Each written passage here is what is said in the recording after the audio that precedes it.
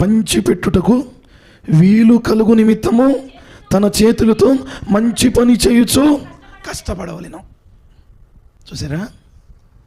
ఒకవేళ ఇంతవరకు ఎందుకు నా దేవుడు చెప్తున్నాడు, పరిశుద్ధాత్మ దేవుడు, ఇంతవరకు తెలుసో తెలియకో ఇక్కడ నీ పొరపాటు చేసిన, నీది కానిది నువ్వు దొంగిలించిన, నీది కానిది నువ్వు తీసుకెళ్ళాలి ఇంట్లో పెట్టి,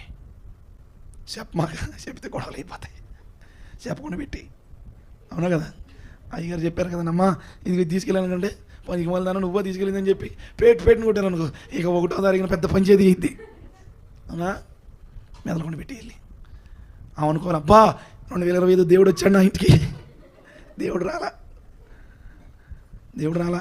ప్రాచీన స్వభావాన్ని విడిచిపెట్టినావు, నవీన స్వభావాన్ని ధరించుకుని వచ్చింది. అందుకే నీ పోయిన బకెట్ని ఇంటికి వచ్చింది.